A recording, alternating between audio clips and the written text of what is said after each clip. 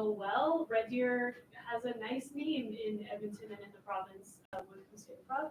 So that is our middle school team, and they did all kinds of wacky, correction. They did all kinds of wacky, ridiculous, very highbrow, literary improv, and also scenes with things called fart guns. Then we also have our Canadian Improv Games team and alternates, and we had alternate Jill Liptak actually play during prelims when Eli Colton was ill, and then they switched for finals. Kaden Sharp, Emily Rakovic, Theo Huber-Paulson, we have Rune Mullender, we have Madeline Littell, we have Nathaniel Baylor, we have Mason Acton, and then we have Layla Schmidt, Alea Ullman, Reese Tibbetts, how could I miss you? And so a larger team, a different style of improv. Canadian Improv Games is a national tournament. It's Olympic style events. This crew was just beautiful and really had the spirit of the games. Nathaniel was given the Karen Towsley Honorary Kick Butt and Sparkle Award. And this crew just really embraced risk and fun. We changed up our games and our format. They did a musical as their genre in prelims.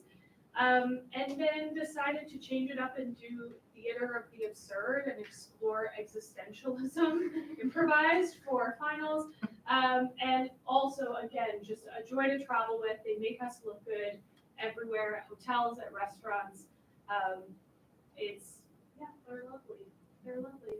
And that's all. That's all. And as Mr. Good said, many, raise your hand if you're either a technician or a cast member for Toulouse. Many of them. So they are a very dedicated group of students staying on top of managing coursework. Last night we were at the school until almost 10 o'clock for rehearsal, and we will be again tomorrow, Northern Alberta Improv League, and still making sure to eat meals and sleep and drink water and take care of themselves, and all the while being really kind to each other, and taking good care of each other. So thanks for letting me teach this class and coach these. Thank you so very much. At this time, I would open up the floor to trustees for any questions, comments. Trustee Gould. So first of all, congratulations. But I have a question around improv. So I know that improv allows you to be fine with failing and you become quite fearless, right? Because you get on stage, stuff happens, yikes, yikes, yikes, and you have to think. So I'm wondering if a few of you have taken this new fearlessness into your real lives outside, well, not saying that improv's not real, but your lives outside of the real world of theater and improv, and found that that's translated. So if anyone's got a couple of stories where you said, oh, hey, I can be fearless, or there are other aspects of improv that you're finding that are really helpful in life. Yeah, in the back, I see one guy, yeah. One thing that we're taught a lot in improv is to have confidence in yourself, which I think I've seen in myself and a lot of other people coming in who might be more nervous. And you can see that even outside of the improv class, just people changing, being more confident in just themselves, and it helps them to grow and find themselves. Hey, cool. You and then you and you and then you. Oh, three. Okay, sorry. I feel it really helps in like the musical that we're putting on, because like just like that confidence in yourself really helps with like commitment when you're in your scenes and stuff. And, yeah, that's what I miss. Nice. And then for me, I think it helps me with perfectionism. A lot of time I can get into my head and so hard on myself and so like putting my own self down that this wasn't good, you should have done better. But like improv, it's not going to be good always. Like I know for sure for our middle school team, it wasn't always like it wasn't perfect. But I think it's learning that and really embracing that imperfection. Nice. There's one other hand. Yeah. And improv also teaches you a lot about just trying new things and being open to trying new things. And if you maybe don't know what you're trying, to not be afraid to ask questions and understand it, and just give all the energy that you have towards that, and to Nice. Well, thank you. Thank you. Thank you. Trustee Peacock? Thank you. It's wonderful to have you all here, and thank you so much for what you do in the school, because I was going to ask that question that Trustee Gould asked about, do you feel more confident outside of doing improv? And so many of you spoke that it's very clear you do, and I'm envious of you being able to do this. As teenagers, I could not ever have imagined myself doing something like improv when I was your age, or now when I'm not your age.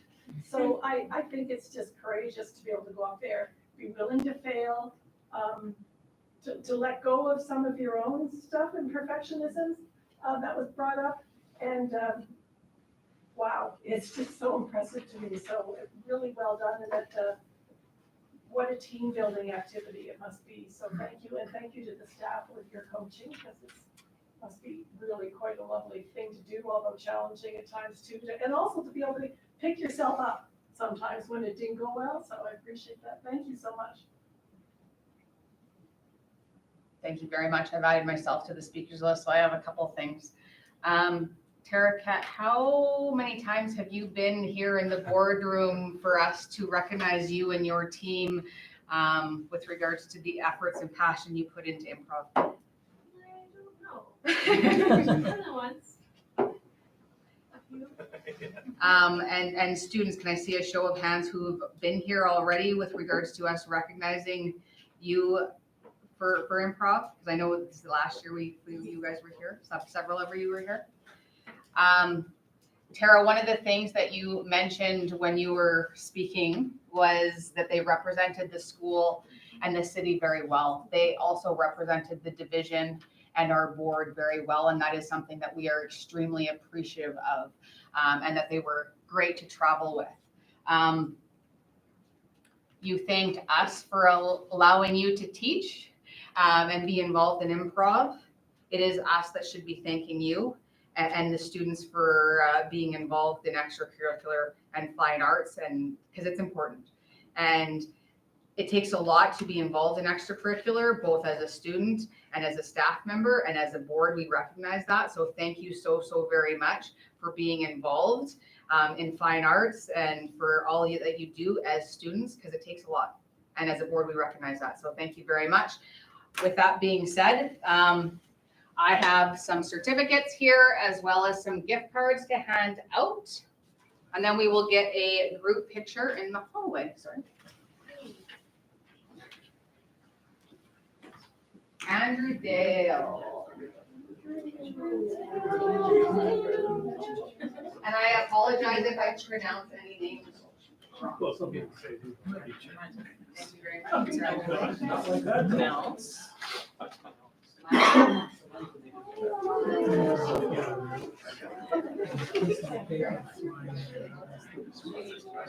Some of you are a real mess. I'm a real mess.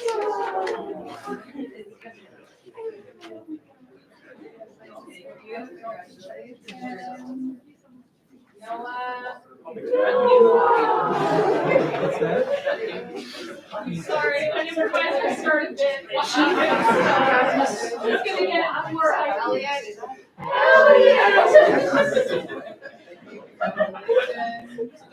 Mason. I'm so glad that these are my and recording.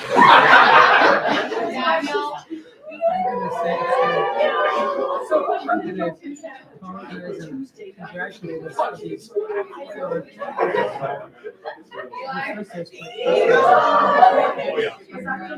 That's my.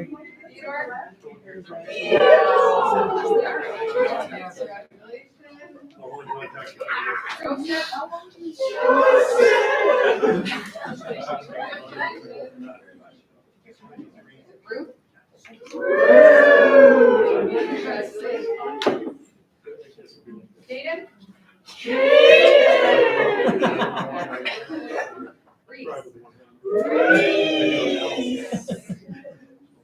Madeline or Madeline?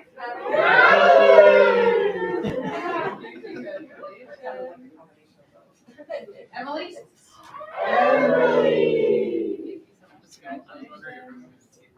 And Layla?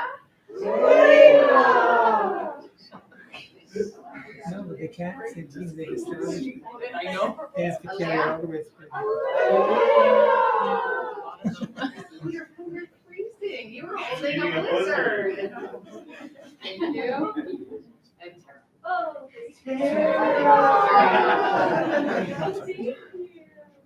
And I would ask that we go take a picture. Do you like a picture with your daughter? would you like a picture with Elliot? Yeah. Okay, to recreate last year. Very excited. Actually, she might be. Maybe something else for her learning. I have her stuff. I was gonna get her rubber bands if we ran out of problems. I kinda got buried.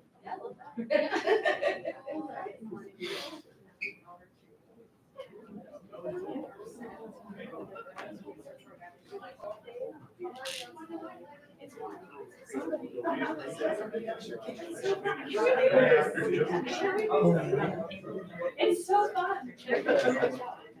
Thanks.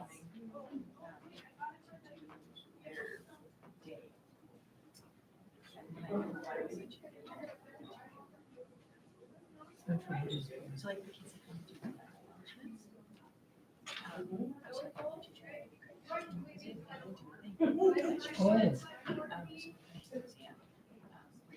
So when do you have the presentation? Like those kids that come. Presentation for. Oh, I can't. So what do you want? So in the morning. What's the advice? Oh, yeah.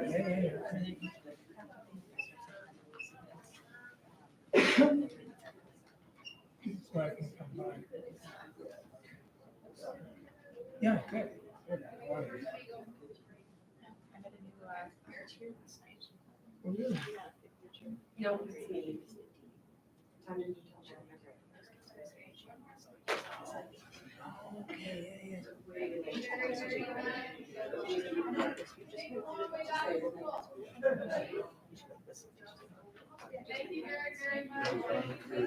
Okay, yeah, yeah, okay, cool.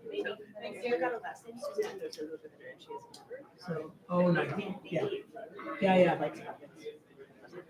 I can meet you, I can show you a guy. Who likes puppets? We'd like to be doing more, but it's, yeah, thank you. All right, we will move on in our governance agenda to 10.1, Pines Alternative School. Field study follow-up, Superintendent Erickson. Yeah, very excited for this one.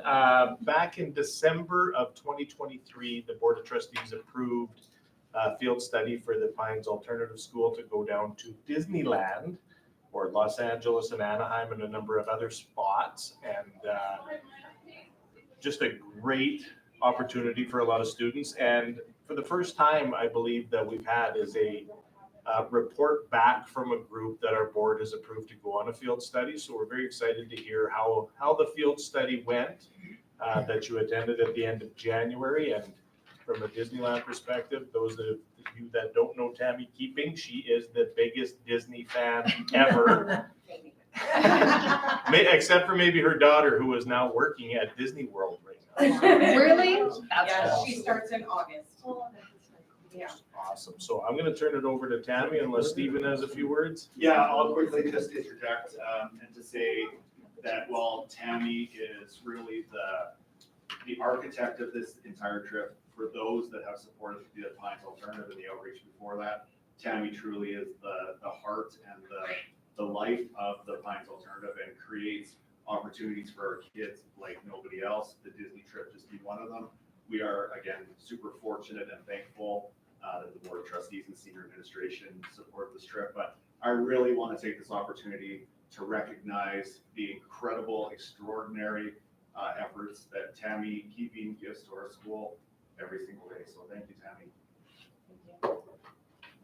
Sorry, didn't mean That's to do that okay, to you. just need a minute. Again, I'm Tammy, I have with me, Will Lent, Donnie, is it Langill? James McDonald and Kale Tarbert, who all came up on the trip. Donnie's gonna present with me. I'm just gonna say a few words first. So good afternoon to Senior Vin and the board. You approved our trip a little over a year ago, and I want to thank you for this opportunity to report back to you. We started with a goal of taking 18 students, and we're very pleasantly surprised to have over 30 students apply for the trip.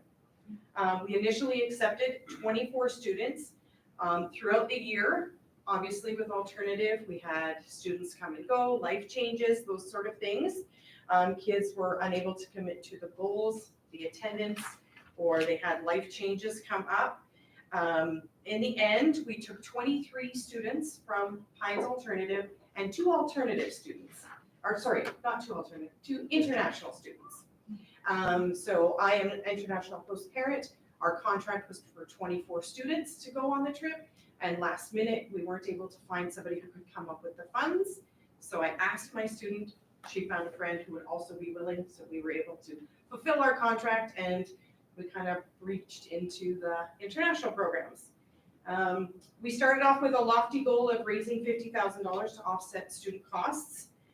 We received financial donations from multiple companies, gifts in kind from Calyx Floral, which they also brought students in who made the centerpieces for our tea, and then they received credit for floral design. We completed 7 bottle drives, a tea, a garage sale, a clothing drive, a book drive. We did popcorn sales, cookie sales. We did a silent auction at the brew house. We did trivia nights. We did it all, you can imagine. And we raised, with donations to the group and to students specifically, including spending money, we raised $57,758. This was a trip of a lifetime for our students. They created memories to pass on to their friends and family and their future jobs. Students were accountable for earning their credits, their attendance, and just contributing to the group as a whole. They represented Red Deer Public Schools and Alberta in ways you should all be proud to say you were a part of. And I'm going to pass it off to Donnie. If you want to click on the slideshow there. As he's chatting, there's the group in front of the castle. And go for it, Donnie. Hi, my name is Donovan Langill. I go by Don, that's just a nickname. But in total, during this trip, we earned 218 credits in a number of subjects, including volunteerism, floral design, tourism, visual composition, photography, and leadership. Many students that came on the trip had never traveled before. A few had never left Alberta. 10 students had never been on a plane, and more than half had never seen the ocean, let alone be away from their parents. Go ahead. There's a couple of slides. There's just the fundraising, and then one more. I'm going to talk a little bit about everything that we did on the trip. And it started with Leadership the Disney Way. It was basically a big tour where students were split into 2 groups. One had 2 leaders, one had 1. And they walked around Disneyland Park while the leaders gave quotes and kind of views of what Walt Disney thought of everything that they did there and everything that could have been done. We also had conversations on what our own leadership qualities were, and we all shared leadership skills that we thought that fit us best. We were challenged with creating our own ride for the park that would be accessible to all guests. It was a little activity that they let us do. They split us up into groups, and we all had to come up with our own ways to implement rides that would be accessible to all people, including blind, physically disabled, and etc. And then, yeah, that's pictures of all of us. You can kind of see on the left of the left-hand picture, those 2 people that are on the very left are our guides. And all of those orange books were given to us to explore our own leadership qualities. And then the next slide, Teamwork the Disneyland. That one's me on the far right. Talking about, here, wait, I'll just explain it. We began by entering the Redwood Creek Challenge Trail, and they had us do trust building exercises, which included we all had to link arms and walk in a straight line back and forth. And then we all got into a circle and we all we created a yarn web. We had a yarn ball, we all passed it to each other, one person at a time, and we discussed what we brought to the team, because overall it was all about teamwork. And we discovered that we needed to improve communication, and we also realized that without one member, the team would be lacking that certain skill that they had. Groups then had to solve, we then had to solve a bunch of riddles that they had on cards. They were little cards, and they had about 2 to 3 riddles where we had to walk around asking cast members of the park if they had answers for them. And some of the questions included like what type of food they had on special holidays, where certain places were, and stuff like that. And then after that, we went to Universal Studios, and we went on a trip with a tour guide. We were once again split into 2 groups, except we all had the same tour guide. We went one at a time. And during this tour, we took a bus ride through the whole back lot of Universal Studios, and we got to see a bunch of cool places where movies like Pirates of the Caribbean, Fast and Furious, and a couple other movies which I can't quite remember. They were all filmed in certain areas of the Universal Studios block. And they also brought us through these cool little areas that were representations of a few movies that they had made, which included Jaws. There was this little river, and they had a fake mechanical shark that kind of like jumped out of the water a little bit and tried to scare you. They had a lot of just a bunch of movie set cars, a bunch of cars that were from different movies and TV shows that people would recognize. And during the first tour, which was the tour that I was in, they had this guy that was at a motel, and there was a car. I don't really know what movie it was from. Psycho. Yeah, it's Yeah. Psycho. He had a knife, and he started walking. It was like a fake knife, but he started walking towards the bus. And I heard it didn't happen the second time, but it did happen the first time. I got a picture of it. And then we also got to take a look at a bunch of the stuff that they had behind the scenes and their lot rooms where they had all the props and the clothing and a bunch of different like visual sets of how they wanted sets to look, where they like tested out props to see if they fit well together. And then we also got to see a bunch of the workers there, which included firefighters, clothing management, technicians, set designers, set builders, architects, and all of that had such a heavy influence that one of our grade 12 students is now looking into film production at RDP. And then that pretty much concludes that. And then we went to Santa Monica Pier. You can see a couple of our groups there. And then on the photo on the very left, that's the road 66. Route 66. Yeah. And you can't really see it all that well because it's a little dark. It is dark, sorry. That's our whole group. We took a group photo. And then after that, the students were given free time to walk freely among a certain area, so not too far. And we were able to walk along the pier and a little section of the beach, but we were advised not to go into the water because of the wildfires that had happened there recently. And the energy of the public was amazing. We were able to shop, have any lunch we wanted. There was a Peter Burger, there was a Subway, there was a smoothie place. There were a bunch of different places that we had to choose from, and they had a bunch of cool souvenir shops. And they did have a bunch of rides there, a little amusement park area. But if you wanted to go on them, you did have to pay with your own spending money in order to get on those rides, which weren't too expensive, but some people were able to go on them.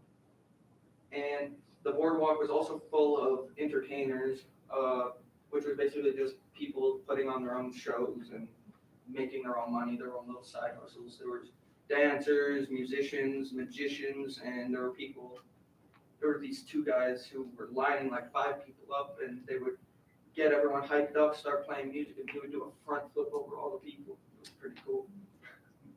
And overall, students were grateful to experience the trip, and we never thought it would be possible. And thank you again for all of you allowing us to go on this trip.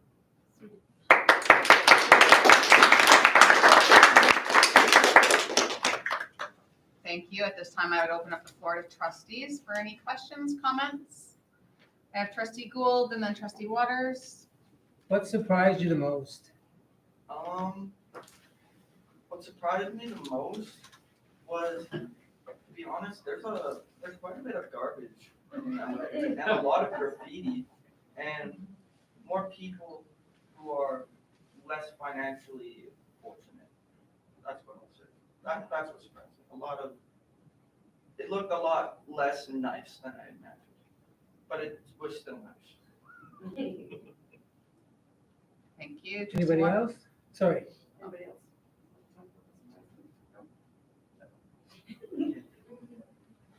Trustee Waters? What you got was a lifetime of experience. And again, it's to hear that some of the students have never been on a plane before, never left Alberta before, never left their mom and dad's before. That's something that you'll never replace. I mean, it was great that everybody that could go, did go. And you'll grow from this, and you'll learn from it, and you'll take it with you forever. Thank you very much. Thank you. Trustee Summers? Thank you so much for that presentation. I really enjoyed it. I loved hearing the stories. And it is something seeing poverty, like it changes you when you see that. And so, yeah, thanks for sharing that. Trustee Manning? Thank you. Stephen, for your leadership at Defiance. Thank you, Tammy, for all you've done. Obviously, you have had a big impact on this trip. Thank you very much. And thank you for coming to share your experience with us. Like, I know it takes time out of your day, and we're not the most exciting group to come and see, but you bring a little excitement to our boardroom, and so I want to thank you for sharing those experiences. I'm just so thankful that you've had a chance to do that, and I hope that other students in the future can follow in your footsteps and continue to have those experiences. Yeah, thank you. Not next year. I gotta take a break. Yeah, and it is a lot of work, right? I mean, it's not just like hours and hours go into planning, and then you go on the trip, and that's a lot of work too, right? I mean, it's not like you're just. Well, it's not a vacation. Yeah, it's not a vacation. It's supervision, and it's making sure that everything goes smoothly, and it's making sure that everybody is taken care of, and that they get the quality out of the trip that you're looking for. So, thank you very much. Thank you. I will close. Thank you so very much, Stephen, for your leadership, and Tammy. You mentioned several different things with regards to how this all came to be. And Donnie, thank you very much for presenting. And at the end of your presentation, you thanked us. Thank you. On behalf of the board, you represented the alternative school, the city of Red Deer, and the school division of Red Deer Public School Division very, very well. International travel is so very important. One of the things that you mentioned in your presentation is you had the opportunity to experience things that you probably wouldn't have got to experience any other way. There was leadership opportunities, there was teamwork opportunity, there was trust built amongst your fellow students and staff and administration that you probably wouldn't have had an opportunity to ultimately experience. There was also the community involvement with regards to fundraising over $57,000. You had a heavy influence with regards to this trip, and you have shown us how important international travel is with regards to the import, because you mentioned out of the 23 students, 10 had never even been on a plane. That's huge. And yeah. Thank you. Like I'm trying not to be emotional and be brought to tears with regards to this, because this is really, really important for students, and I think it means so much more when we get to hear it from the voices of students who actually got to live it and experience it. So thank you so very much for representing the alternative school and Red Deer Public in the city of Red Deer. It means so very much on behalf of this board. Thank you very much, Tammy and Stephen and students. Thank you. Thank you. Can there be a photo? Yeah, let's do it. Are we gonna do a photo? Sure. Who is the trustee liaison for the alternative school? Is this one for the whole board? I think so. Yeah, whole board? Sure.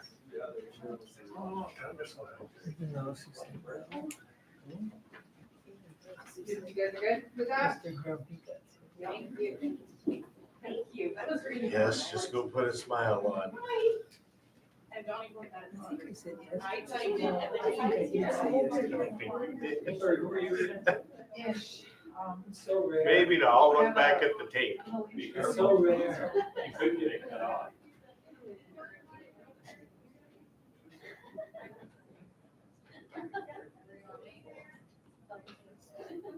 This is weird. This is not really. Just the two of us. Yeah. I'm pretty sure they would sing along if it wasn't recording. Yeah. Very careful. Don't need a scandal on our hands. Colin's just prepping for his engaging As I say, I'm just couple of reports. waiting for financials. Or maybe it's like Sprinter Publishing Talents. He's more of an answer. Oh, okay.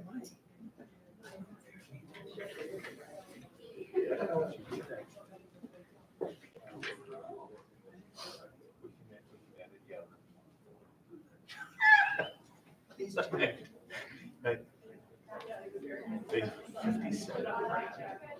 That's really good.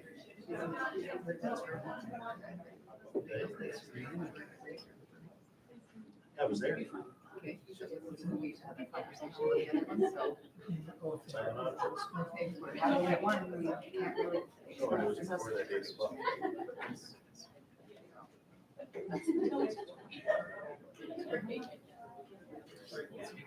Take care. Well, like they do.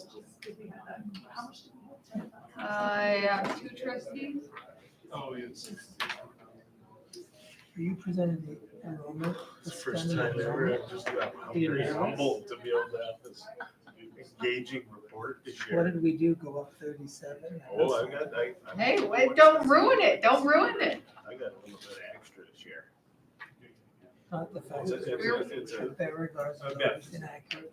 It's a vision into 2025, 26. Ooh. The numbers just started popping out. You've been taking- All right, we will resume our agenda at 10.2. Enrollment summary report for the first time ever. I would like to hand the floor over to Superintendent Erickson for the enrollment summary report. This is a tough one to do justice following Deputy Dan, and prior to Dan, Ron Eberts. Both did a fantastic job of this report.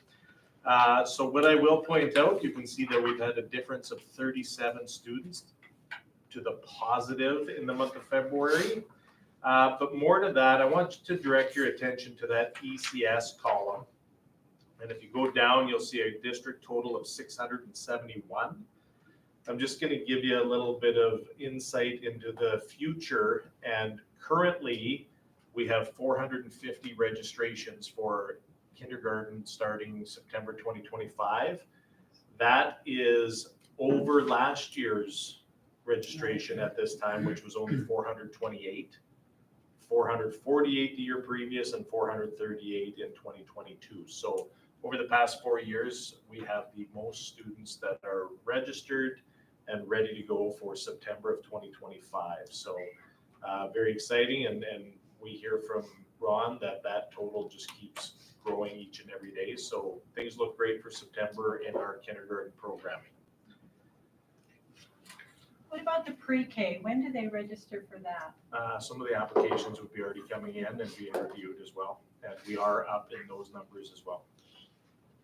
Thank you very much. Trustee Gould. I only have a little tiny housekeeping thing. Number 32, Escuela Vista Grande, Escuelas spelled incorrectly. It is. Thank you for that. You're welcome. I didn't prepare the report. I just delivered the Oh. report. So that wasn't a mistake on my behalf. So when he's. But I'm assuming it's always been. I will take ownership. I do have to review all of these, so I will fall on the sword on that. We apologize. See, Thank you very much. Seeing no other trustees, so we will accept that as information. Thank you so very much, Superintendent Erickson. Moving along in our agenda to 10.3, second quarter financial statements. Colin Kearney. To my knowledge, the next two reports do not have any spelling mistakes.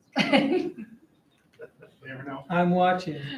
Again, it's my fault if they do. That's right, math is more my strength, so I'll try to provide that.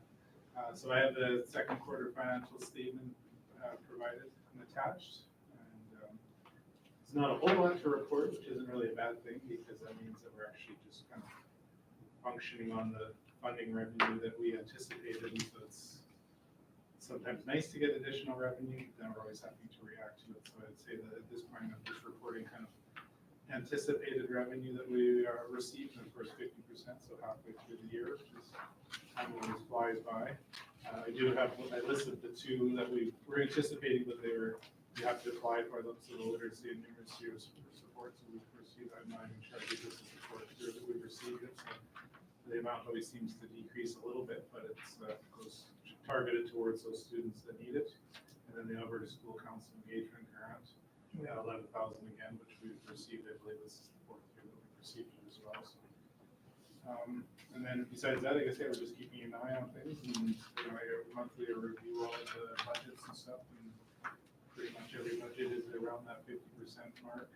And we're kind of more top heavy on the expenses starting March into June, because that's when a lot of the spending and activities happen. So at this point, everything looks to be pretty good. Thank you so very much. I will open the floor for trustees at this time. Seeing none, thank you so very much, Colin, for your report that we will accept as information at this time. We will move on to 10.4, and that is still yours for the 3-year capital plan, Colin. So this one is almost it is a carbon copy of what was presented last year, other than the dates. So unfortunately, we didn't receive any of these requests at last year's budget go around. So again, they still stayed as a priority for us. And the two that we have on the list are our top priorities. They have us list them as 1 to 5. Because that's how they want to see it. The first one is modernization of Oriole Park Elementary School, and that's for full mechanical, electrical, architectural, and functional. That is, I would say, number 1, just because the school, needs a modernization, and it's not going to get into, we can't do that work until we get a modernization, just in the sheer dollar value of doing the work. The second one is the grade 8 school in the Northeast. Right here, so we do have pre-planning funding, and we've had that for 2 years now. We've done everything that we have needed to do to get the funding on that, so it's really sitting on the province to move that forward. So we're waiting. You never know. Someday we may, today or tomorrow or sometime in the future, we'll get that approval to move forward with design funding, and then the modernization of Gateway Christian School, Eastview Middle School, and Glendale School. Those are all still on the list, needing to be done, but not as the highest priority as Oriole Park. And then there's the grade 9 to 12 high school new build, so that's always on the list. So we'll be there until we get the high school. Thank you very much. I'll open up for trustees at this time, and on my speakers list, I have Trustee Waters. Is there a better system than what we're using? Because it's just basically a repeat. Like, it's the same as last year, so we're gonna bring it in this year. It's important to us, but is there a better system that we can say to the government, especially if you're just repeating it from year to year, it's the same? I would say no. I would just say we're just competing with, I think they said they did something around 800 Oh, no, I mean, requests, right? So we're just on the list and they review it, and there's nothing we can really do to, we provide them the information and then hope that they choose us, right? We're just competing with everyone, right? So there's nothing we can really do to kind of put us higher on the priority list other than, they award it to, other divisions, and then as those schools and modernizations are completed, then obviously we'll start up to the list. But our list may get longer too. Well, absolutely. So hopefully we get at least the top two, and then we can add a couple more in the next year or two. Well, prioritization may Right. change over time. So. Trustee Manning? Thank you, Chair Buchanan. I would like to make the motion that the Board of Trustees identify the 3 priorities for the 2026 to 2028 3-year capital plan as follows. Number 1, the modernization of Oriole Park Elementary School. Number 2, new grade 6 to 8 school in Northeast Red Deer. Number 3, the modernization of Gateway Christian School. Number 4, the modernization of Eastview Middle School. Number 5, the modernization of Glendale School. And number 6, the new grade 9 to 12 high school in Northeast Red Deer. Thank you so very much, Trustee Manning, for making that motion. Is the wording captured? Thank you. And on my speakers list, I have Trustee Waters again. Just a question on the modernization of Eastview Middle School. How long have you been doing that for a number of years now? Yes, well, there's been portions of the school that have been completed, but it is quite a large middle school, right? So, we do what we can, but the port, like, to get a full modernization, as far exceeds what we receive for IMR funding in the years. Thank you. Some things have to be addressed. Thank you. Trustee Gould, do you have a question?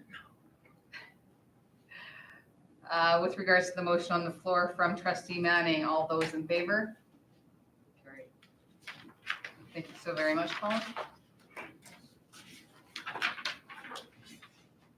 Moving along their agenda to 10.5, PSBA report, Trustee Gould. Yeah, so we are waiting next month in April to go for the PSBC April meeting, but I'm going to give you a few highlights that were in the advocate that we got recently, and I thought I'd just outline and point out a few things from that message. So in his opening message, President Dennis McNeil wrote, "A highlighted theme from their recent gathering was to bring our work to the community rather than having the community come to us." And I really like this point because it speaks to the good work we do at Red Deer Public regarding open houses and deciding that we're wanting to take our work more into the community and connect more into the community. So I was really happy to see that that was part of the theme from the last PSBC meeting in February, the one that I missed. I was really excited to read that the Golden Hill Schools Division is teaming up with Legacy Farm in Strathmore to develop programs and offering dual credit courses in farmyard education, work experience, green certification, and environmental stewardship and more, all with the idea of exploring the possibilities of the field of agriculture. So I really like that. And I went on the website for Legacy Farm and they've got a huge plan set up for actually a resort ultimately, and all kinds of interactive, bringing the whole school into it. And they've done, I think, some due diligence, and the community of Strathmore is looking at moving forward with the project. So I thought that was kind of exciting. I also was really thrilled to see that Northern Lights Public Schools, and I don't know if we've started to develop this, and it might be something that we might want to look into. So as a response to the substantial increase in students with severe disabilities, they've launched the Educational Assistant Internship Pilot Program, and that takes EAs through the program and has started to enhance their knowledge and skill sets in order to better serve and support the learning needs of students. So I don't know if you've heard of it and whether or not it'd be something we might. Yeah, we utilize our Red Deer Polytech EA program to help develop our educational assistants. So they go through Red Deer Poly and have a 1-year certification process. Some of the other divisions don't have access to that in their community, so they look at other opportunities to develop their educational assistants. So that might be why Northern Lights did theirs kind of in-house, as opposed to us having those resources in the community. The April PSBC meeting and professional development sessions will include a meeting with Graham Thompson. He's going to dive into our current political climate. They often do that in the dinner on that first night. They'll have someone who sort of says what's going on and what's the landscape look like. So that's coming up. There'll be professional development sessions called Sharenting, which is examining the potential dangers of social media and keeping their kids safe. So Sharenting, I'll be curious to, yeah, okay. And we're going to be getting presentations from the Grassland School Division. No topic was outlined, and a session on board governance and the importance of working together. And the evening is going to be, the Thursday evening is going to be an evening meetup downtown with government MLAs. So there's the possibility for to go and talk to a variety of government MLAs. Also, I really want to say congratulations to Canadian Rockies Public Schools for winning the King Charles III Coronation Medal. And that celebrates their impact on the local, provincial, and national levels. And they've quoted that they have shaped their division into more than a school division. It's a network of learning spaces that nurtures students while strengthening the community as a whole. So I like the fact that they were recognized and is a really nice, tight group. Aspen View Public Schools has moved their offices to the main Athabasca University campus building. So I like the idea they can continue to collaborate with that institution as well, because they're now in the main campus building. So there are also a variety of upcoming professional development opportunities for us. March 19th, building strong teams and effective relationships. And March 31st is asset mapping. What assets does your organization have available to it? So more things on the horizon for PSBAA. And there's a planning meeting coming up in March 26th for the August PSBC that we're hosting here. So I'll report back after we're done with that meeting, because I think there's some details we'll iron out there. So anyway, if there are any questions, feel free. And if not, that's it, and that's all for now. I'll open the floor to trustees at this time. I will just add further to Trustee Gould's report from PSBAA. The council has decided that they are going to move ahead with the mental health symposium. I am going to be sitting on that board, and that they scheduled their first meeting for next week. Seeing none, we will move on in our agenda to 10.6, creation of a board evaluation policy. Trustee Gould. Okay, thank you. So the subtitle I have for this one is Tough Love, Self-Love. So I think when times are challenging on a board and there's perhaps, say, not a meeting of the minds or the heart, board evaluations are critical and necessary. I think they open up positive dialogue and help to change the board culture for the better. So I think that can be looked at as a dose of tough love. For times when things are going smoothly and there's good rapport and common goals for a board, and a board evaluation, I think, is still a vital tool in helping to celebrate and reflect on what is good and right with the board, a dose of self-love. So Module 21 of the Public School Boards Association of Alberta Learning Modules reads in part, governance is the work of the Board of Trustees and involves a purposeful exercise of collective leadership. Good governance doesn't just happen. It requires the elected board to take responsibility for the effectiveness of its governance practices and to work as a team. Effective boards of trustees develop a governance review policy that includes processes that contribute to the continuous improvement of board governance. Therefore, I move that the Red Deer Public School Boards of Trustees develops a board evaluation policy that outlines a process for regularly assessing the effectiveness of the board, including but not limited to frequency and method of evaluation, criteria and benchmarks for assessment, involvement of trustees, administration, and relevant stakeholders, and a process for reviewing and implementing recommendations arising from evaluations. I'd like to add as well that the very last point, number 20 of the Board Policy 5, role of the chair, states that the chair board will ensure the board engages in annual assessments of its effectiveness as a board and ensure appropriate follow-up. I believe that it needs to be struck from that current policy concerning the role of the chair for the following reasons. It seems like there's a lack of a clear process. The The policy requires an annual assessment but does not specify how it should be conducted, leading to inconsistent evaluations and unclear expectations. 2, redundancy of a formal policy. So if the formal policy moves ahead, if a dedicated board evaluation policy is created, this provision becomes unnecessary and could duplicate or confuse. Enforcement issues. The wording places responsibility on the chair alone rather than the entire board, making accountability and follow-up unclear. So the presentation for the removal of that would include the lack of defined process makes implementation inconsistent. A standalone board evaluation policy will provide needed clarity. Reducing redundancy ensures all evaluation expectations are found in one comprehensive policy, so it's all gathered in one place. And we say, okay, now we know, and this is the process moving forward. Shifting responsibility from the chair to the full board fosters collective accountability and better governance practices. So once again, thank you very much, or not even once again, once for the first time. Thank you for your consideration of this motion.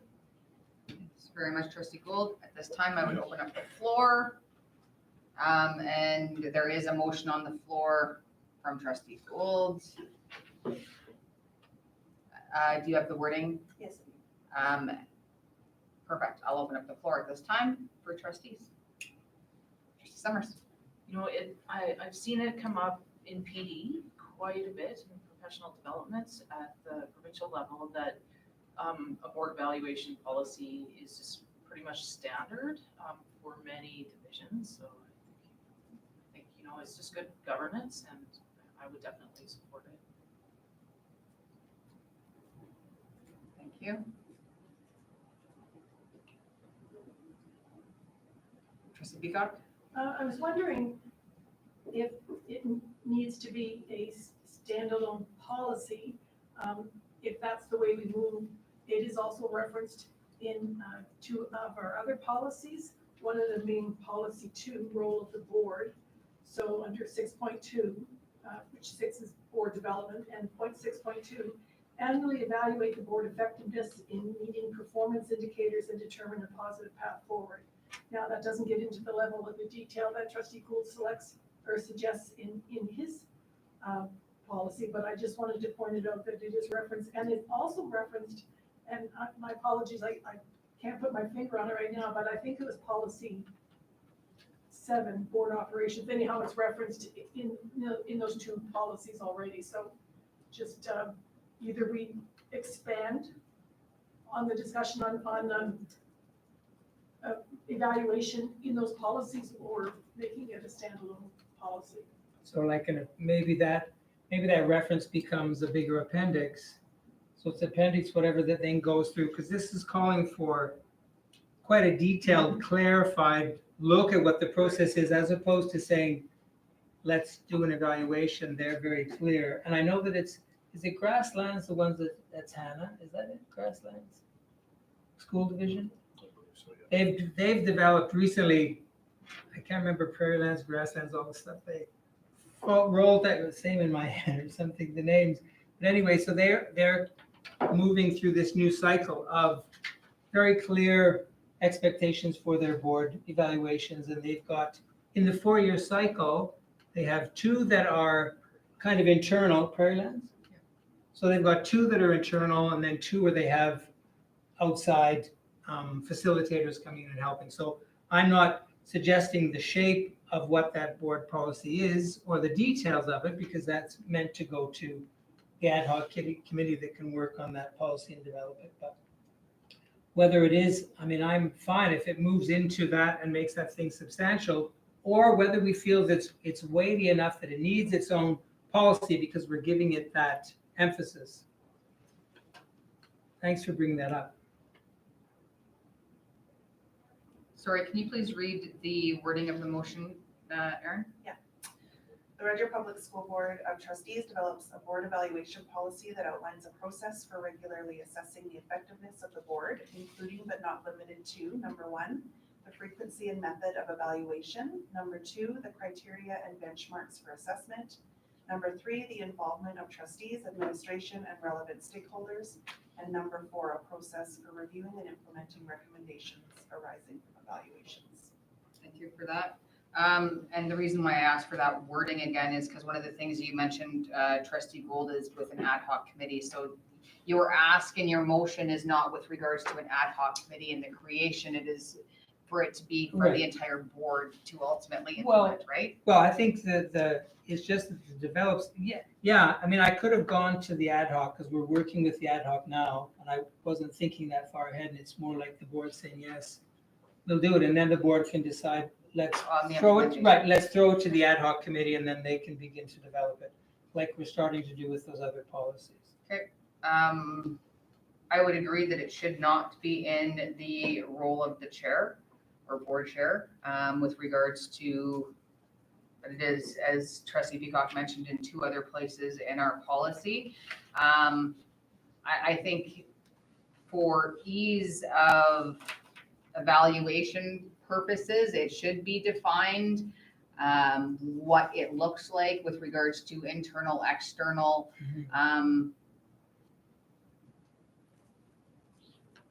and what that criteria looks like. My only concern when you go external is the cost,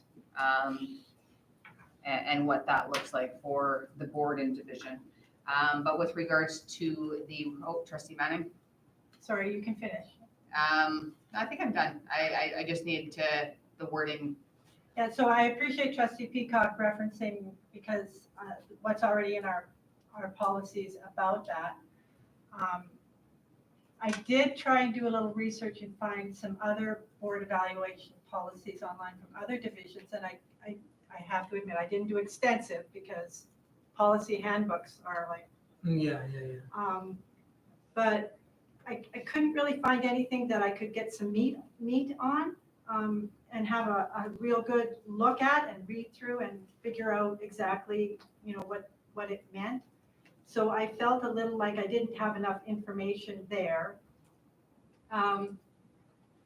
Over the years, I have seen a variety of different ways in which the board has chosen to evaluate.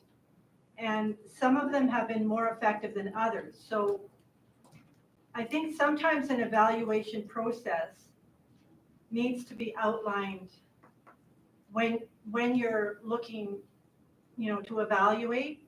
What do you need? Do you need an external evaluator? Do you need something internal? Do you need something else, right? So if we're looking at a policy that kind of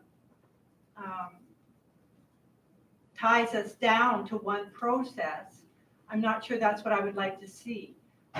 But I'm kind of not sure, because we do have in our policy an availability to do it, and sort of a mention of doing it, right? And so every time we've done it, it's been a little bit different. So I'm a little back and forth on it. Thank you.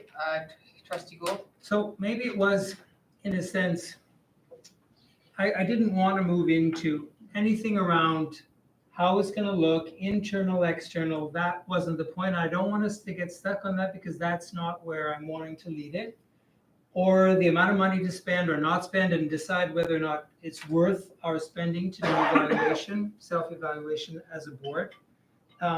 So I think, yes, we might have found them in 3 little areas, but we have only had 1 official evaluation on this board in 4 years.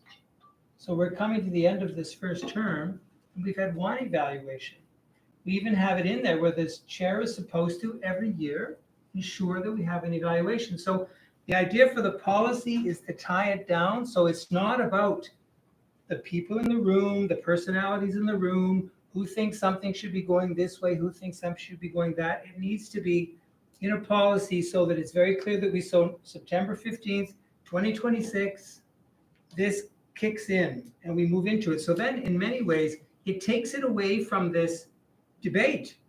Because honestly, if we agree that good governance demands that we do some self-evaluation, some self-reflection, and we believe this, and so that almost becomes a bigger question. Do we believe that we need to be governable, responsible to ourselves, self-reflective, responsible, accountable, all that kind of stuff? If we believe that needs to happen, then obviously the way it is in our policy books hasn't served us, because we aren't doing yearly evaluations. We aren't taking that time to look at ourselves and to celebrate and say, yippee-ki-yay, Red Deer Public, or yikes, Red Deer Public.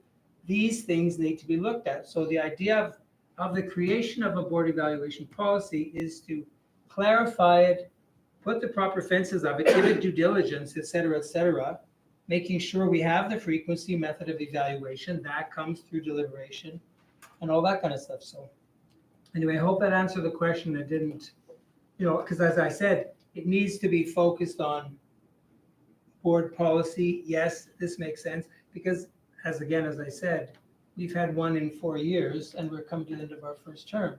So how effective has that been? How helpful has that been? Has it been good? Not so good in that sense, right? Tough love or self-love. So I'll rest my case potentially. Yeah, you just mentioned Prairie Land, so I just did there's this less of a policy, more of a process. Right, because they've moved it into they talked about that they've gotten rid of most of their policies and then dumped them into operational. So I didn't mean to jump in, but I remembered because Holly was telling us. Process. Right, yeah. So they do have a process, so whether it's a policy or reference any policy, that a regular evaluation be done as per the process. The board could develop a 4-year process that looks like they have 2 years of a board eval and 2 years of a self-eval. Right. Individual board members, but I just wanted to bring that clarity to it. Mhm. Yeah. Trustee Peacock?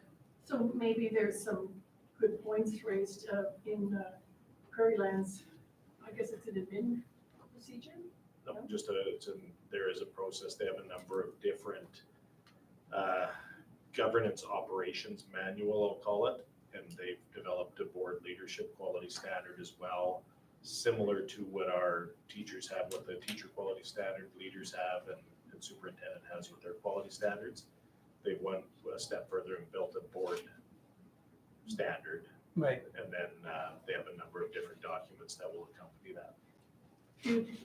Do they say what, I think you said they don't say what steps, how they'll do the evaluation other than, twice do it? Yeah, there's a manual, an extensive manual, and Yeah. through it all, but it's like 20 pages. Okay, But she presented it to us at PSBC oh, I see. because this new model, when they were reducing the number of policies, and then they have this operational handbook. So for me, the shape and the look of it is not the point per se. This is not the time to get into, is it in a comic book form? Is it in a video form? Is it whatever? That's not the point of it. It is the theory and the seriousness and the approach to say, okay, we're upping our game. And part of me that's driving this is the desire for preparation for the next board. So the next board can come in October and say, okay, we're clear. This mechanism jumps in, this mechanism gets set off, and then we move in this kind of way. Okay, and I would just note that under policy 12, role of the superintendent, there is 2 appendixes specifically about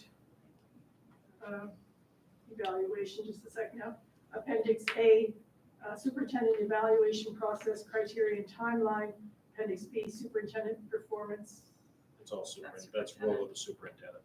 Yeah, so anyhow, but it talks about evaluation in there with a bit more detail. So again, maybe we include, maybe we expand on this within one of our existing policies, but either way, I think that it's probably a good idea to provide some hard details on how we go about this.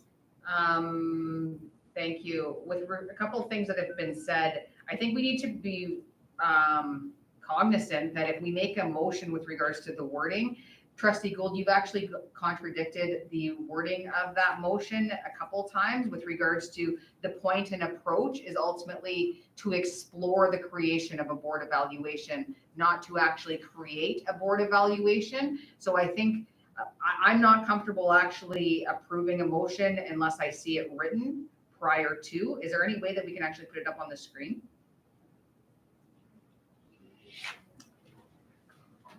Because one of the things that we have gone around is with regards to, and I agree that it should be explored.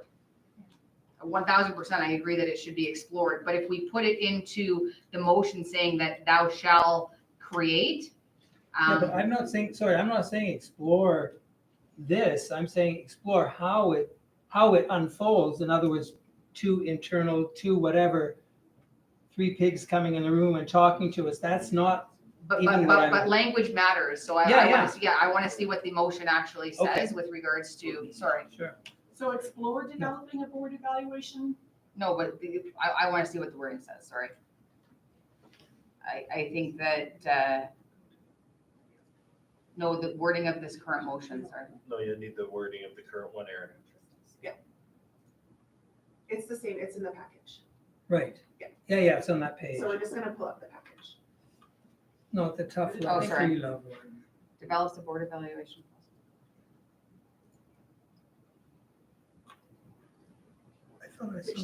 Sorry, it's just different. So it is that the Red Deer Public School Board of Trustees develop a board evaluation policy that outlines a process for regularly assessing the effectiveness of the board, including but not limited to. There it is. Including but not limited to.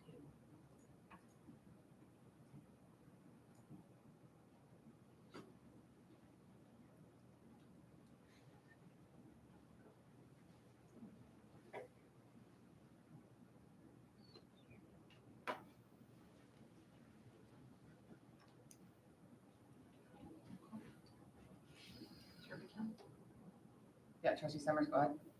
So can we also add to this and strike out where board evaluation comes up in every other policy? I think it should, if you're going, it would have to, that it would need to be addressed in the other policies, right? Well, yeah, we'll just strike it out, because if it's a standalone policy, then we don't need it anymore.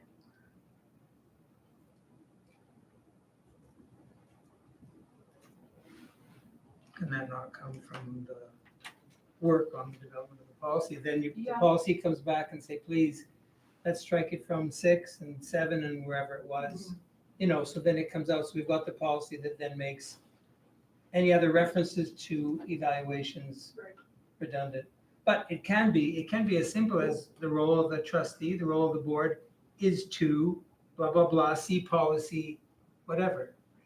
See, but this is another piece too, so it might be an appendix, so with regards to board evaluation, I would actually change that as a friendly amendment to go, the Red Deer Public School Board of Trustees explore and evaluate board evaluation policy that outlines the following processes as follows to make assessing the effectiveness of the board, because then that would ultimately strike it from the other because this is saying that thou shalt have a policy. Right. Yes. Well, that's the It might, point. but it might be an appendix under the role of the board. So then let's say the committee says this is what we're proposing, and then as a board, we say yea or nay. But this is saying thou shalt develop a policy. Yeah. Well, it is saying that. I would not be in favor of this in the way that it's currently written. Because it goes against our policy. I think we need to explore it prior to implementing policy. Trustee Mann. Yeah, I'm kind of feeling like I need to review our policies a little bit more, and I think it might fit better under the board operations. And I do agree that you know, in principle, that an evaluation process is good and we should outline it and talk about it. But I'm just struggling with actually where it should go. So I would like to have a little more conversation about that.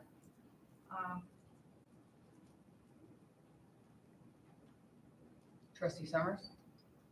Well, if it's a standalone policy, it's a real commitment to our governance and our board health. And it takes the wishy-washiness out of it, and where to put it and how much it's gonna cost and all the rest of that.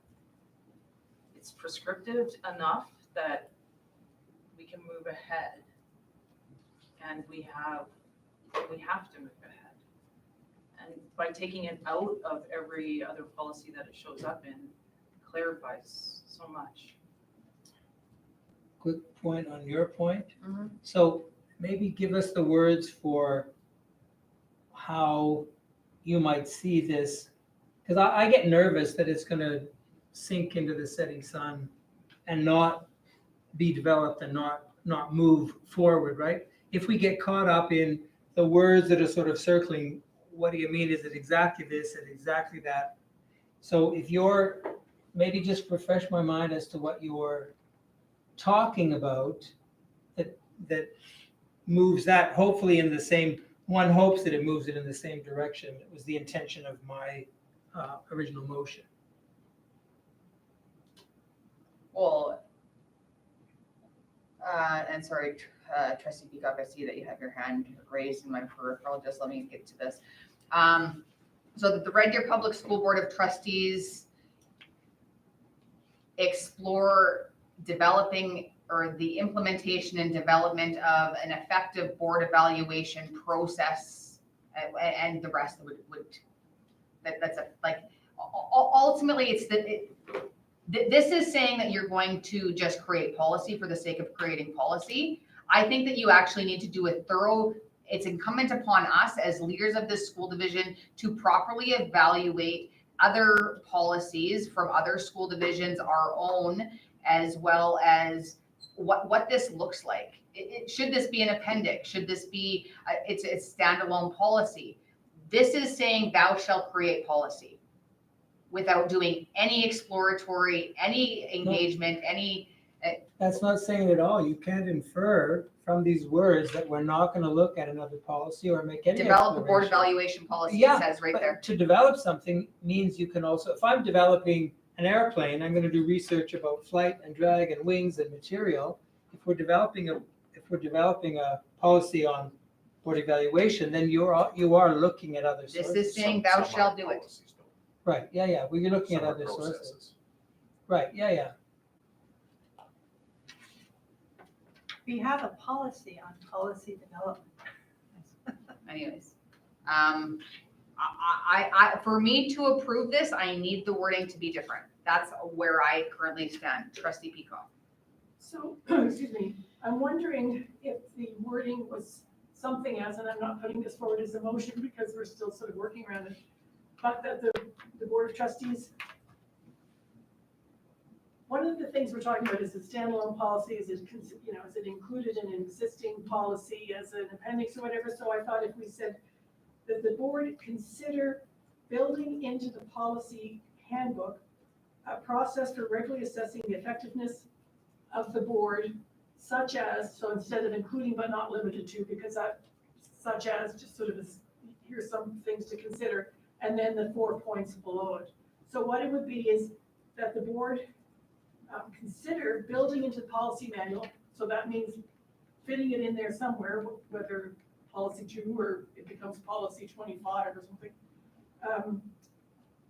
Building into the policy manual measures, okay, this is actually a different word because I was using a word finder, measures, building into the policy handbook measures for regularly assessing the effectiveness of the board, such as, so actually I changed the word there, either measures for or a process for. And are you using the word board evaluation? Because I think that's crucial, using that sounds interesting, but we are talking about evaluating the board. Right, so a process for regularly assessing the effectiveness of the board.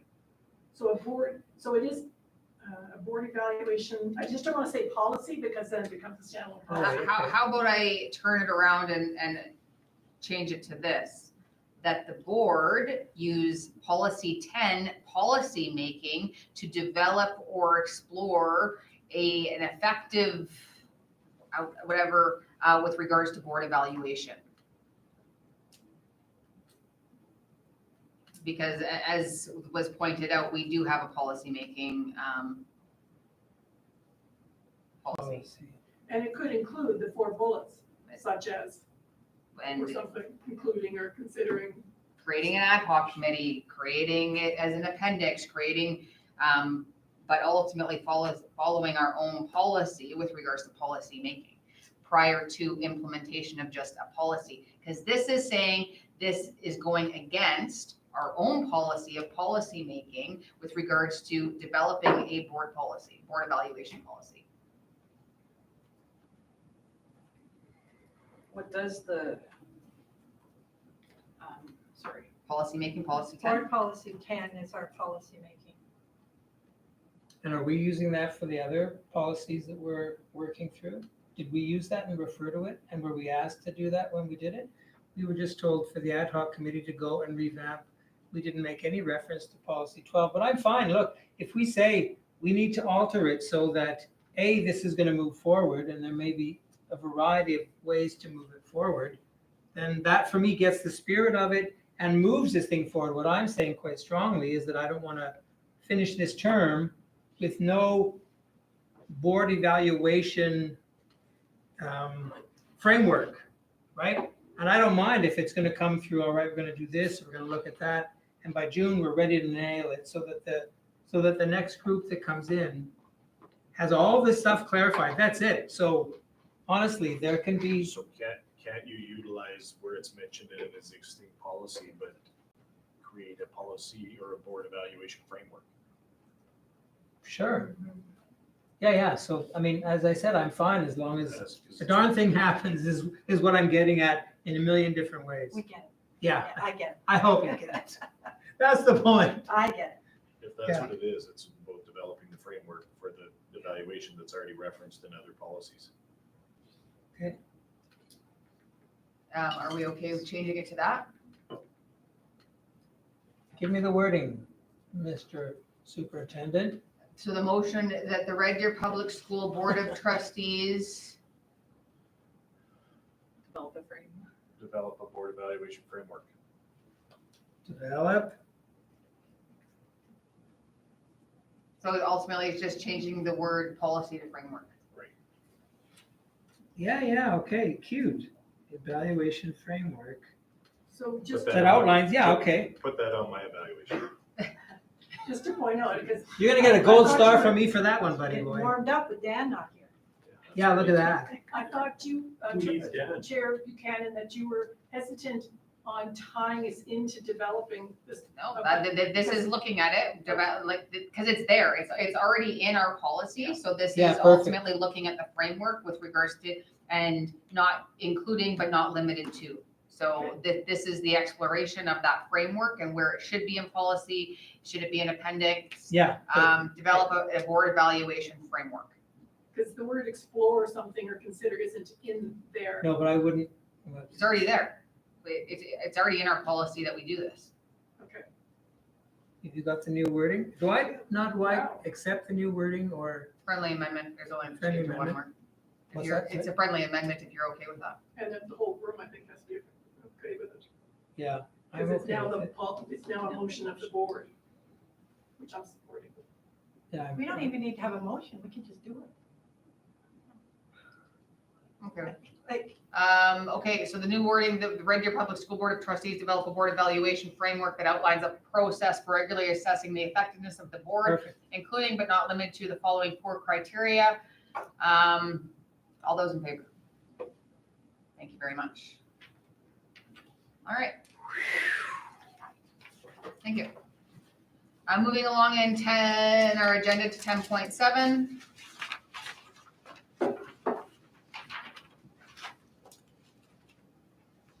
Trustee Community Engagement Report.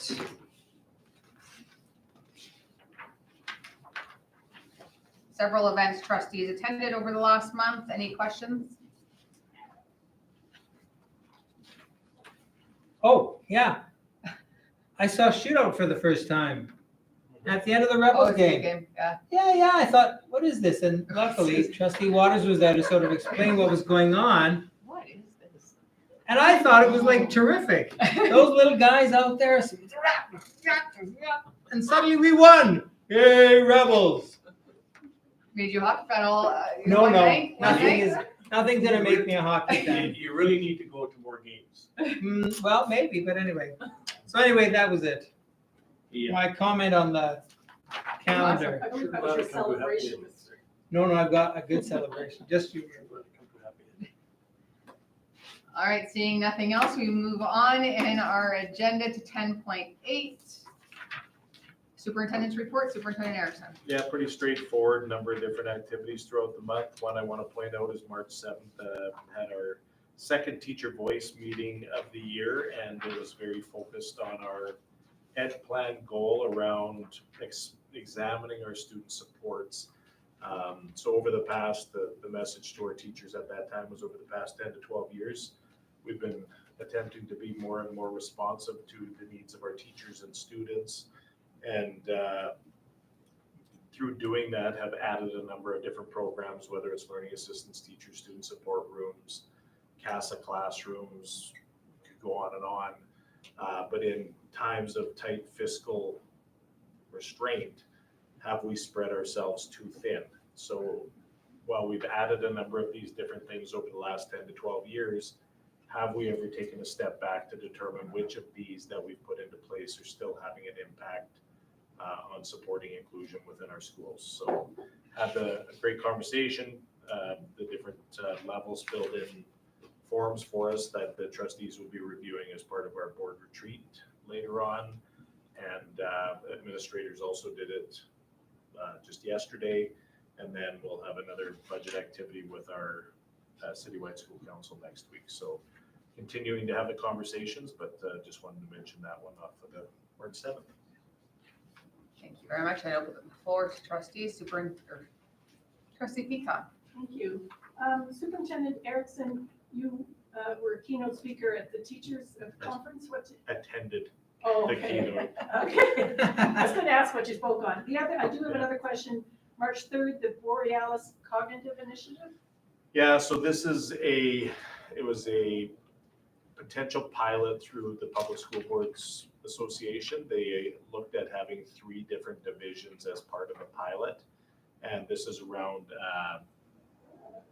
more of a internet-based intervention tool, assessment and intervention tool. And right now, we don't have the ability to fund this pilot on our own as a school division. So we've partnered with a couple of other school jurisdictions along with PSBA to ask the government if they would fund a pilot for 1 to 3 years for us to try out this program.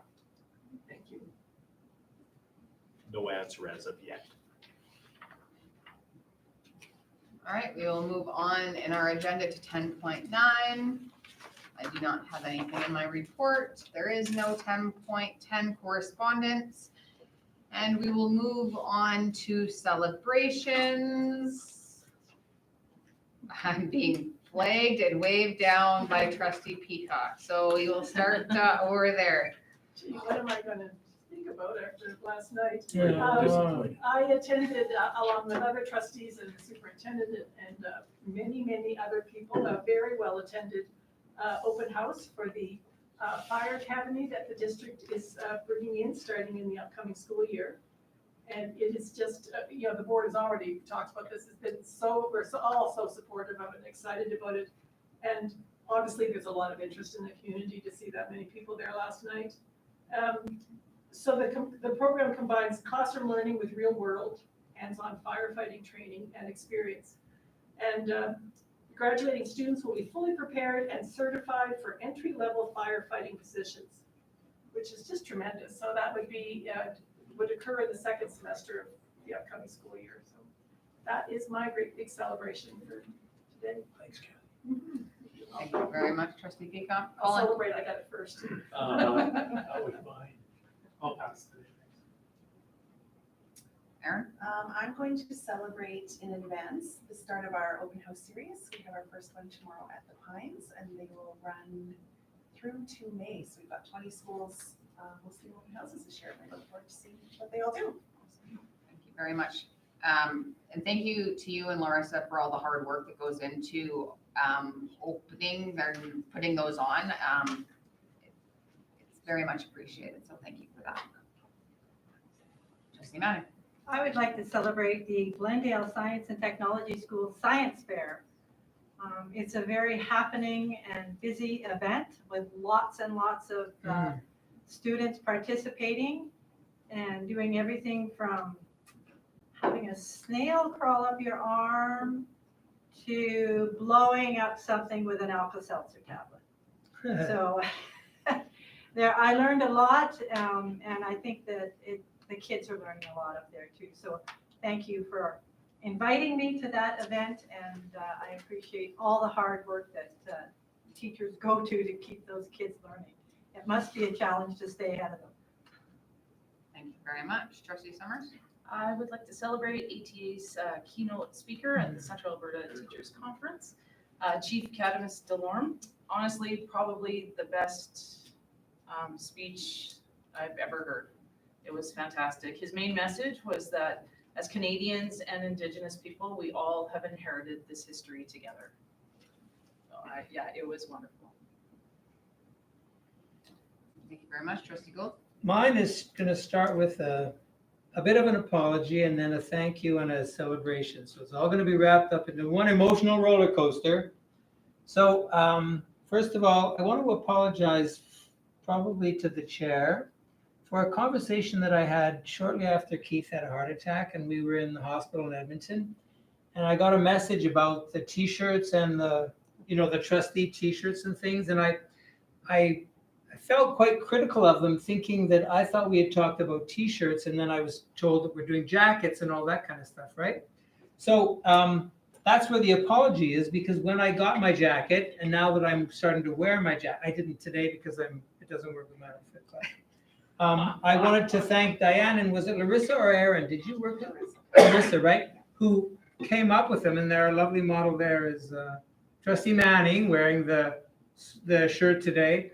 So it's odd the effect of like teamy feeling you start to have, because I know that psychologically that's part of the thing of uniforms and what that does and kind of create that togetherness. But I just wanted to thank, anyway, she's not here, so thank you for the creation of the jackets, which are quite charming. And I again apologize for being kind of unbearable about them to you when we were first talking. So No apology is necessary.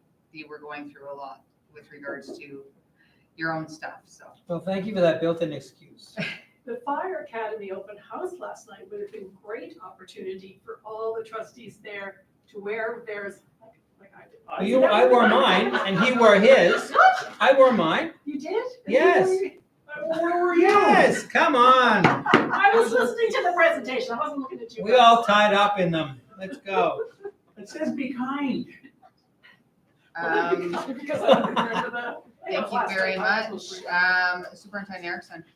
Yeah, I just want to celebrate our foundation for Red Deer Public Schools, and we just had our AGM, and specifically Larissa Spendiff and the work that she puts into our foundation. But just over the past year, the foundation has been able to support our students and staff with supplementary literacy materials, supplementary numeracy materials. They've helped support training, upcoming training for our family school liaison counselors. So we hear a lot about Reading College. We hear a lot about Finish Line. We hear a lot about Bright Start. We don't often hear about the other bonuses that our division continues to see through our foundation for Red Deer Public Schools. Fantastic group of volunteers we have on that committee right now, more specifically around fundraising, lots of creative ideas, looking at a golf tournament for the foundation coming up in August, and just lots of work being done that just supports all of the students and staff in Red Deer Public. So I just want to celebrate the foundation today. Thank you very much. I am going to celebrate Pink Shirt Day. So on February 26th, a bunch of our schools participated in Pink Shirt Day. I attended an assembly at Mount View School, and I would say 85 to 90% of the students were all participating by wearing pink shirts. So I want to celebrate our staff bringing awareness and education to with regards to why it is so important to be kind. And I think in a time where there is a lot of conversation about divisiveness, when we have heard through our community engagement the importance of bullying awareness and what it actually means to be kind, it was really nice to see the participation be so high at Mount View Elementary School. And the educational piece that they had with regards to pink shirt. It wasn't just wear a pink shirt, it was with regards to this is why we are ultimately having Pink Shirt Day. So that was really, it meant a lot actually. So, and last but not least, wearing all pink. Trustee Waters. I'd like to celebrate something that hasn't taken shape yet, but soon will, is the substitute teachers that we're gonna be meeting after this. You know, they are an important group, and they have such an important job, and without them, we'd be in trouble. So again, it's really appreciate the fact that they take pride in what they do and they're ready to help. Perfect. And Chair with, Buchanan, yes. I'm sorry, I need to interrupt. I have one more celebration that hasn't been mentioned. What? And I'm sorry, I cannot let it go unmentioned. Into the Woods by Hunting Hills. What a fantastic, It was. wonderful experience it was for me to sit there in that audience and enjoy the singing and the acting, to watch the joy on the students' faces as they performed. It was an incredible production, and I can't imagine at the end of that week how tired those kids must have been. Doing that performance every night. It was a long show. It's a long show. But it was incredibly well done, and I just really thank everybody who was involved in that, so. Thank you. On that, to just up on that, I got an email from one of the teachers. And she was saying, okay, they finished Into the Woods, and then all the kids went up and said, okay, what's next? Right, so they were just, okay, now we're into turnaround, let's go, baby. I wish I had that much energy. Yeah, it was good. Thank you. And Trustee Waters. Again, on that fact, Into the Woods, the third night, of course, which is the night we were there, these kids had so much energy. You know, and it's just amazing what they can do. I couldn't do it. But I know I sure enjoyed watching it because you could see all the hard work. Fantastic. Yeah, it was really, really good. So good. Awesome. With that being said, this meeting is adjourned at 2:40. 240. What the heck? Thank you very much. What's going on? 4:15 for this substitute appreciation. Thank you. So, okay, here. Look at my colors. Yeah, okay, we'll do some work. I have a question for